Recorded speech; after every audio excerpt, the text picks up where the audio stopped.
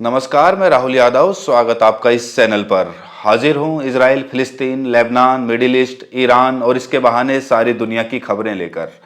Netanyahu का बेटा है याएब नेतन्याहू। ये अमेरिका में रहता है। इजराइल में सबको सेना में भर्ती होना बहुत ज़रूरी है और अब फिलहाल हालत ये है कि वहाँ के स्कूल और कॉलेज के टीचर्स और स्टूडेंट्स को ज़बरदस्ती सेना में भर्ती किया जा रहा है। लेकिन नेतन्याहू का अपना बेटा अमेरिका में शान से बैठा हुआ है। वो किसी लड़ाई में शामिल नहीं होता है, बस ट्वीट करता रहता है। उसने ट्वीट किया है कि इजराइल में सिनबेट, जो वहाँ की सिक्योरिटी एजेंसी है, वो मेरे बाप के खिलाफ साजिश कर रही है। यानी कि नेतन्याहू को उसके पद से हटाने के लिए, उसको बर्खास्त करने के लिए साजिश कर रही है सिनबेट, जो इजराइल की एक सिक्योरिटी एजेंसी है। यह आरोप किसी और ने नहीं, याएब नेतन्याहू ने लगाया है। ये अपने आप में बहुत मजेदार है। ये साफ साफ बताता है कि नेतन्याहू की कुर्सी कितना ज्यादा खतरे में है। इन सब चीजों से बचने के लिए वो किसी भी हाल में लड़ाई जारी रखना चाहता है। उधर इकोनॉमी की हालत भी बहुत खराब है। इस बार जो उनका फाइनेंस मिनिस्टर, उनका बयान आया है कि इस लड़ाई में 66.6 बिलियन डॉलर्स अभी तक खर्च हो चुके हैं। और वाशिंगटन पोस्ट में खबर आई है कि इजराइल की जो इकोनॉमी है वो खतरे में है, सीरियस डेंजर में है, यानी बेहद खतरनाक हालत में है। आप समझ सकते हैं कि वहां की सरकार आज खत्म हो जाए तो आज क्या चली जाएगी। इधर अमेरिका में सरकार बदल गई है, उसको लेकर नेतन्याहू अभी तक कंफर्म नहीं हो पाए हैं। क्या करेगा ट्रंप, क्या नहीं करेगा, ये किसी को पता नहीं है। ट्रंप का एक बयान आया कि उसमें नेट हेली और पोम्पी, इन दोनों को हमारी सरकार में जगह नहीं मिलेगी। ये दोनों ऐसे लोग हैं जो इजराइल के कट्टर समर्थक रहे हैं। लेकिन वहीं उसने एलिस स्टेफनिक को इशारा किया है कि यूएन में अमेरिका का प्रतिनिधि बनाया जाएगा। अब ये खुद जो ये लेडी हैं, ये भी इजराइल की बहुत बड़ी समर्थक हैं। यानी इजराइल के दो समर्थकों को हटाने की बात कर रहा है। इजराइल के बहुत बड़ी जो ये वकील हैं, जिन्होंने वहां की यूनिवर्सिटीज में जो विरोध चल रहा था उसको लेकर काफी तमाशा किया और इजराइल की तरफ से हमेशा बोलती रही है इनको यूएन में भेजने की बात है। तो ट्रंप क्या करेगा, क्या नहीं करेगा, ये बहुत क्लियर नहीं हो रहा है। नेतन्याहू ने कल कहा कि मेरी 3 बार ट्रंप से बात हो चुकी है।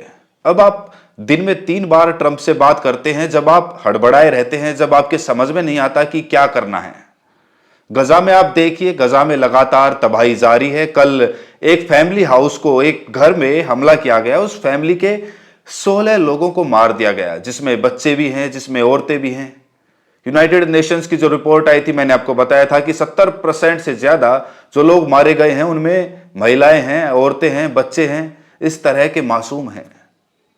अमेरिका ने इस पर एक स्टेप उठाया है। हालांकि उस स्टेप पर ज्यादा हंसी आती है, गंभीरता कम है। उसने एक खेप जाने वाली थी बुलडोजर्स की, बुलडोजर्स भेजने वाला था अमेरिका इजराइल को। बुलडोजर अमेरिका से ही आता है, हथियार भी अमेरिका से ही आते हैं और हो सकता है कुछ दिन बाद सैनिक भी वहां से आए, क्योंकि सैनिक अपने कम हो गए हैं। अब अपने सैनिक इतने मारे गए हैं कि अब नए सैनिक नहीं है इजराइल के पास।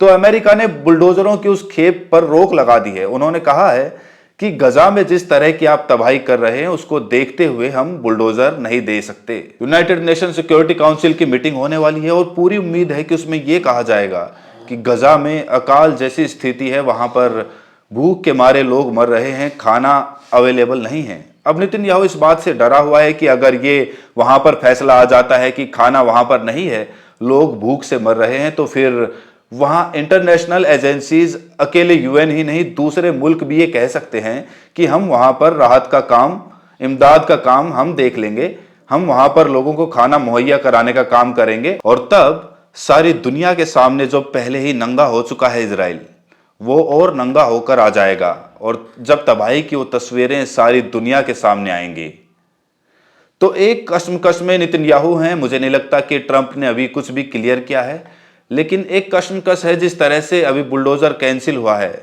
अगर हथियारों की खेप भी कैंसिल होती है और जो अमेरिका फर्स्ट का नेतन्याहू का सिद्धांत है, जो उसकी थ्योरी है, उसके तहत इजराइल की इमदाद अगर वो कम करता है तो इजराइल के लिए सस्टेन करना बहुत मुश्किल होगा। आप जानते हैं, मैंने पहले ही बताया कि इकोनॉमी बुरी हालत में है, अपने पास बुलडोजर नहीं है, वो रो रहा है। जब अमेरिका ने मना किया कि इस समय बुलडोजरों की बड़ी जरूरत है, भैया बुलडोजर तो केवल घर गिराने के काम आते हैं। आपको गजा में घर गिराने के लिए बुलडोजरों की जरूरत है, आप रो रहे हो।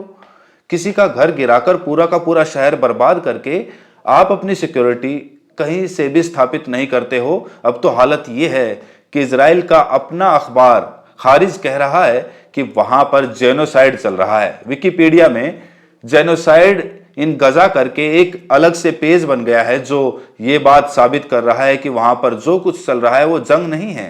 जंग तो दो सेनाओं के बीच में होती है, दो आर्मीज के बीच में जंग होती है। यहां से हथियार चलते हैं, वहां से हथियार चलते हैं। वो जंग जहां हो रही है लेबनान के अंदर, वहां तो 50,000 की इनकी सेना एक कदम आगे नहीं बढ़ पाई है।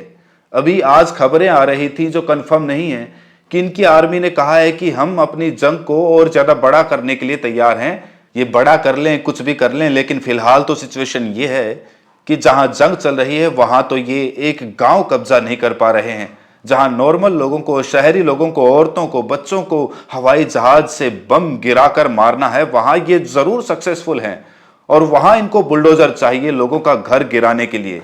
जंग तो ये कतई चल ही नहीं रही है, ये पूरी तरह से नरसंहार चल रहा है, जेनोसाइड चल रहा है। और शर्म की बात है कि सब लोग खामोश बैठे हुए हैं। लेकिन बीच में ये खबर फैलाई गई थी और वो खबर मैंने भी रिपोर्ट की थी कि कतर से हमास के लोगों को निकाला जा रहा है। अब खबर ये आई है और हमास की तरफ से खबर आई है कि हमें ऐसा कोई आदेश नहीं दिया गया, हम कतर में ही हैं, हमें यहां से निकाला नहीं जा रहा।